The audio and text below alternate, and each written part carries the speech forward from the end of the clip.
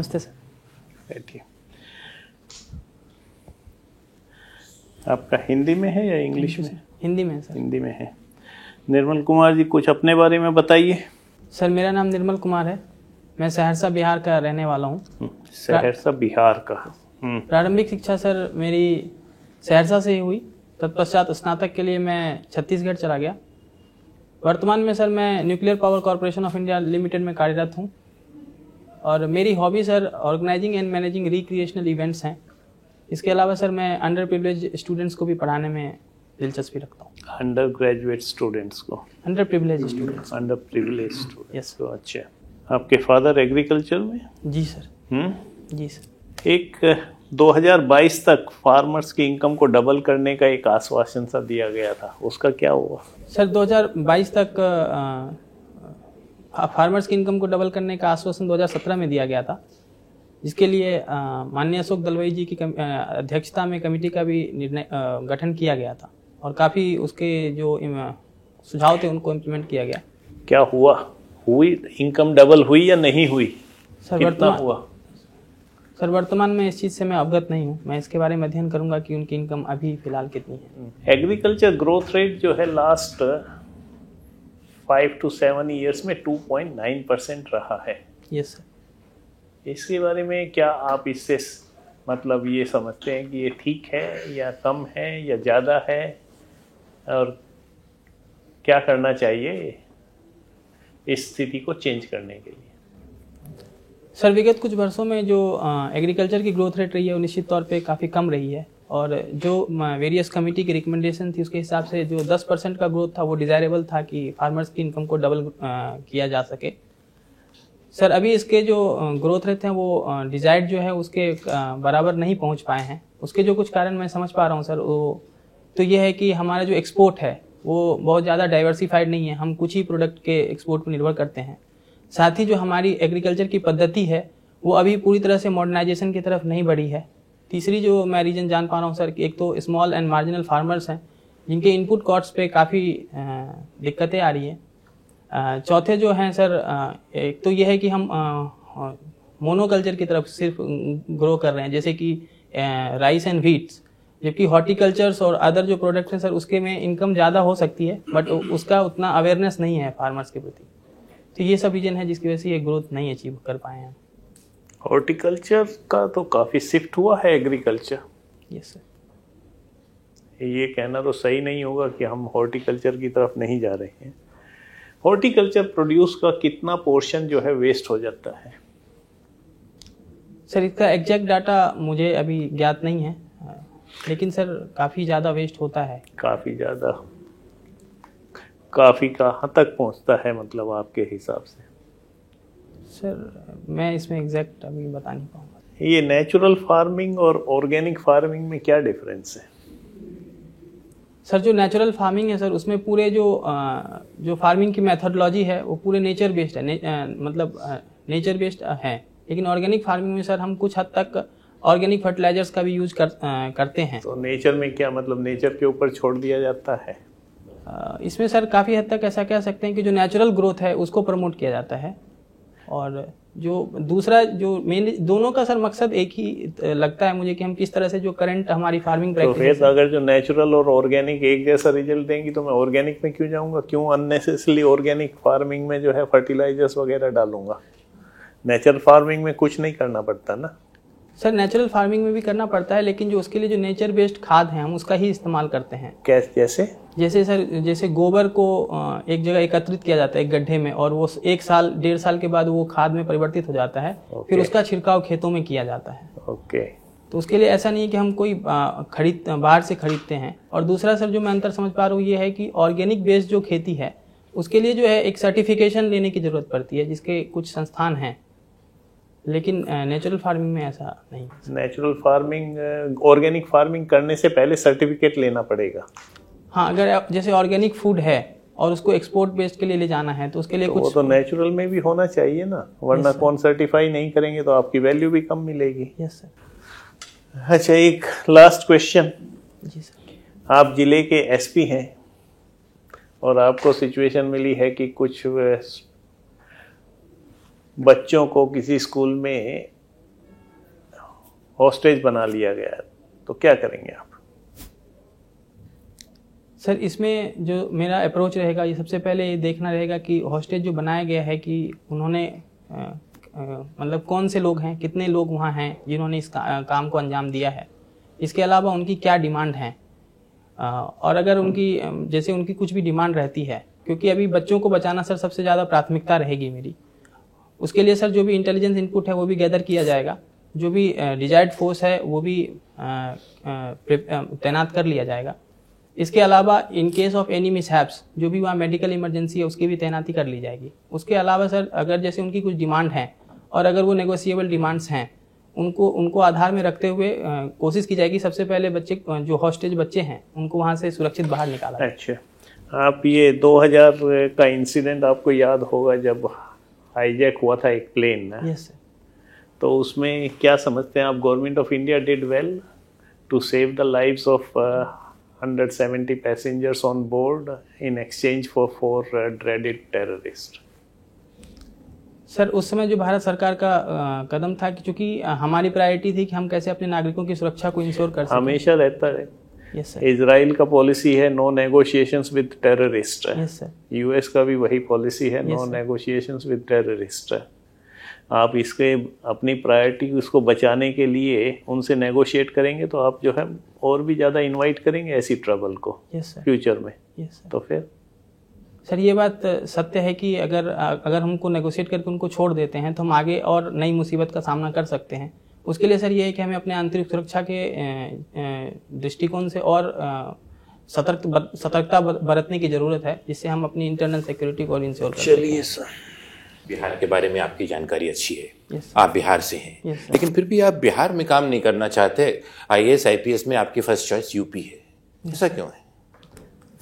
Sir मैं बिहार का रहने वाला हूं और बचपन मैंने वहीं बिताया। उसके पश्चात मैं सर पढ़ाई छत्तीसगढ़ से की और वर्तमान में महाराष्ट्र में हूं। सर मेरा शुरू से रहा है कि मैं दूसरे जगह जाके काम करूं सर, दूसरे राज्य को देखूं। नॉर्थ ईस्ट में भी जाना चाहेंगे? बिल्कुल सर। ऊपर चॉइस नहीं दी उसकी? लेकिन सर उत्तर प्रदेश के लेने का मुख्य रीजन यही है कि सर एक तो है कि वो बहुत बड़ा राज्य है। ठीक है, बहुत बड़ा राज्य है, बहुत अच्छी। मान लीजिए आप उत्तर प्रदेश में IPS में आ जाते हैं, IPS उत्तर प्रदेश का ऑर्डर आपको मिलता है, तो क्योंकि बिहार के बारे में आप अच्छे से जानते हैं, तो पहले तो ये बताइए यूपी की पुलिस बिहार की पुलिस से क्या सीख सकती है? सर जो इस पे मैं सर कुछ समय विचार करना चाहूँगा।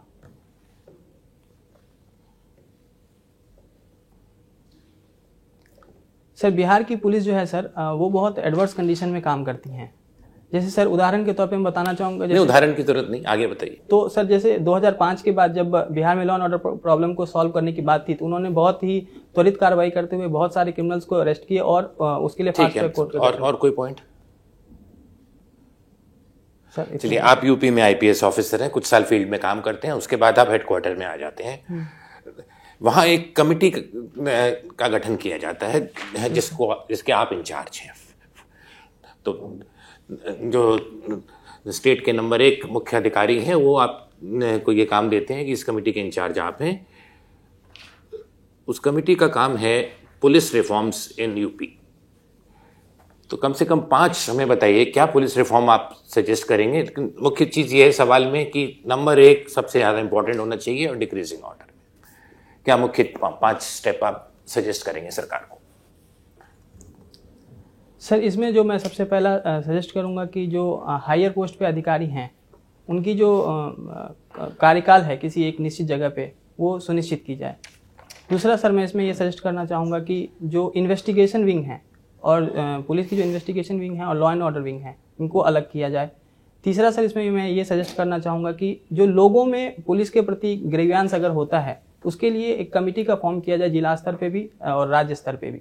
चौथा सर इसमें मैं ये सजेस्ट करूँगा लोगों के ग्रीवांस, लेकिन लोग तो पुलिस स्टेशन जाने से डरते हैं, जाते ही नहीं है। हाँ सर, तो ग्रीवांस कैसे आएंगी? सर इसी के लिए कि कैसे पुलिस और पब्लिक के बीच के चीज़ों को और स्मूथ वे में बनाया जाए ताकि लोगों के मन में पुलिस के प्रति भय ना हो और ये वो समझें कि पुलिस उनकी सेवा के लिए है ना कि एज ए फोर्स है। लोगों का ये भी कहना है कि पुलिस तो एक्सेसिबल है रिच और इन्फ्लुएंशियल लोगों को, आम आदमी को नहीं। क्या ये सही है उत्तर प्रदेश में? सर मेरा ये मैं इतनी ग्राउंड रियलिटी से वाकिफ नहीं हूँ वहाँ के, लेकिन मैं इस चीज़ से और कुछ रिफॉर्म में 1-2 चीज़ें कुछ और बताइए सर। चौथा जो इसमें मैं ये रखूँगा कि जो पुलिस की जो ट्रांसफ़र, पोस्टिंग, ये सब वाली चीज़ें हैं, ये पूरी तरह से मेरिट के आधार पे हो। इसके लिए एक कमेटी का गठन किया। अभी भी मेरिट पे ही होता है, ये आपने कैसे मान लिया मेरिट पे नहीं होता? चलिए छोड़िए, एक और सवाल आपसे पूछते हैं। आप क्रिकेट खेलते हैं, लेकिन सवाल क्रिकेट का नहीं है, सर थोड़ा सा अलग है। भारत और पाकिस्तान के बीच क्रिकेट की सीरीज बहुत बार हुई है, बहुत पॉपुलर रहते हैं मैचेस। आजकल बंद हैं, आप वजह हम सब लोग जानते हैं, लेकिन पहले भी एक बार सिचुएशन ऐसी थी। लेकिन जैसे कहते हैं क्रिकेट डिप्लोमेसी, मैचेस आना जाना स्टार्ट किया गया, उससे दोनों के रिलेशंस में सुधार भी हुआ था। और आज तो उनके प्रधानमंत्री भी थोड़ा सा इनिशिएटिव ले रहे हैं और वो क्रिकेटर भी थे। तो क्या ये सही समय है कि भारत और पाकिस्तान की क्रिकेट को शुरू किया जाए, सुधार लाने के लिए पॉलिटिकल रिलेशंस में भी? सर इस बात में मेरा विचार ये है कि जैसे क्रिकेट जो है वो अगर 2 राष्ट्र क्रिकेट खेलती है तो एक स्पोर्ट्समैन स्पिरिट की भावना पूरे कंट्री में प्रिवेल करती है। और सर ये एक आइस ब्रेकिंग हो सकता है हम दोनों देशों को कि हम कैसे वार्तालाप मतलब कर सकते हैं आप? यस सर, मुझे लगता है कि जैसे अगर किसी उस देश में या हमारे देश में इस चीज़ को लेकर अगर विरोध है तो हमें किसी न्यूट्रल वेन्यू पे भी कोई क्रिकेट टूर्नामेंट, न्यूट्रल वेन्यू में ऐसे भी खेलते आए हैं आजकल। Yes sir. चलिए एक आखिरी सवाल, आईपीएल ने वर्ल्ड क्रिकेट को क्या दिया है? IPL contribution to international cricket. Sir IPL का जो सबसे बड़ा कंट्रीब्यूशन वर्ल्ड क्रिकेट को ये है सर कि इन्होंने क्रिकेट को बहुत ज़्यादा पॉपुलराइज कर दिया है और हमें बहुत सारे नए प्लेयर्स ना केवल सिर्फ भारत में बल्कि विदेशों में भी, ठीक है, जो आईपीएल के माध्यम से बढ़े हैं। दूसरा सर, अभी जो रिसेंट में आईपीएल में महिलाओं के लिए विशेषकर टीम का वो हुआ है, इससे सर महिला क्रिकेट को भी बहुत ज़्यादा बढ़ावा मिलेगा। तीसरा सर ये है कि आईपीएल ने एक तरह से क्रिकेट को प्राइवेटाइज किया है, जो काफ़ी जैसे बहुत सारे बोर्ड्स थे जो वो सर्वाइव नहीं कर पा रहे थे, वो अब इसके माध्यम से करने की। अच्छा, क्रिकेट खेल में कुछ उसकी वजह से अच्छा या बुरा हुआ है, सुधार आया हो या खराब हुआ हो? क्रिकेट गेम की बात कर रहे हैं सर। इसमें क्रिकेट गेम की बात करें तो ये बेसिकली T20 फॉर्मेट क्रिकेट को प्रमोट करता है। तो एक जो स्पोर्ट्स का जो लेवल है, मुझे ये लगता है कि ये काफ़ी हद तक ऊपर उठ गया है सर। जैसे कि बैटिंग या बॉलिंग में भी देखें तो चूंकि काफ़ी ज़्यादा मात्रा में इस मैच को जीतने के लिए वो रहता है, तो काफ़ी टेक्नोलॉजिकल।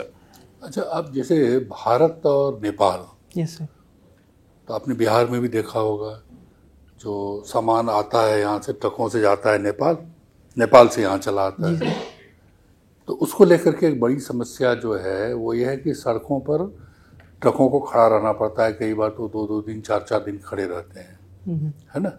और भ्रष्टाचार को जो बढ़ावा होता है वो तो अलग से है। तो अगर ये समस्या आपके पास आए, आप यूपी में मान लीजिए गोरखपुर में पोस्टेड हैं, इस तरह की समस्या अगर आए तो उसके सुधार के लिए आप क्या उपाय करेंगे?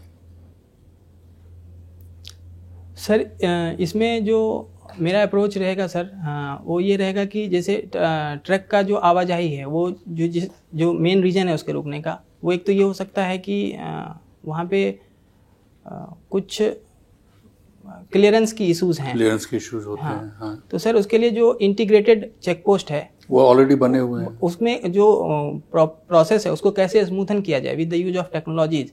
जैसे सर, हाँ, जैसे सर उसमें जो स्कैनर टेक्नोलॉजी है, जैसे एक्सरे स्कैनिंग है या इस तरह की स्कैनिंग है, उसको वो किया जाए।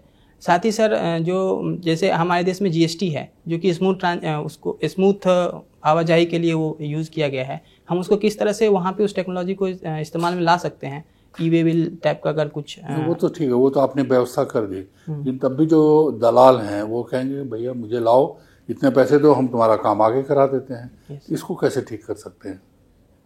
सर इसके लिए जो है उसमें जो ड्राइवर जो होते हैं या जो उनके रिप्रेजेंटेटिव होंगे, उनका कैसे, जो हमारे सरकारी रिप्रेजेंटेटिव हैं, इनके बीच में जो ट्रांजैक्शन है कैसे इसको स्मूथ किया जाए। जगह जगह पे जैसे सीसीटीवी कैमराज इंस्टॉल किया जाए, सो दैट कि अगर कोई करप्ट प्रैक्टिस हो रहा है उसको हम सुनाई थोड़ी पड़ता है, वो तो बातचीत कर लेंगे, बाहर खेत में जाके बात कर लेंगे। यस, ऐसा क्या है? और क्या उपाय हो सकता है? और सर अभी फिलहाल मैं इसको नहीं। अच्छा चलिए, छोड़िए मुद्दे को। आप ये बताइए कि हमारे विदेश मंत्री अभी श्रीलंका गए थे। जी सर। क्या हुआ था वहाँ?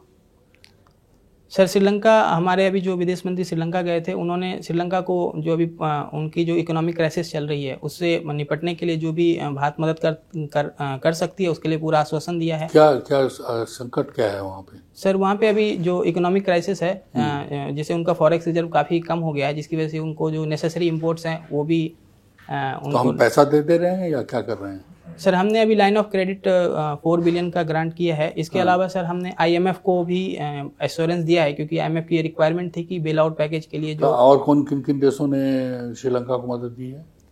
सर अभी फाइनेंशियली करंटली जो सर वो एश्योरेंस था वो इंडिया ने ही करी है। अभी जापान और चाइना से वो एक्सपेक्टेड है, क्योंकि चाइना ने भी कुछ किया है अभी?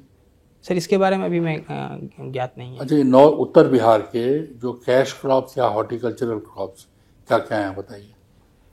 सर वहाँ पे जो कैश क्रॉप है, एक तो मखाना ही आता है जो नॉर्थ बिहार में पाया जाता है। कौन सा प्लांट है ये, क्या नाम है इसका? सर इसको मखाना ही बोलते हैं, फॉक्स नट बोलते हैं इसमें। हाँ ये सर, इसमें साल भर खेती होती है।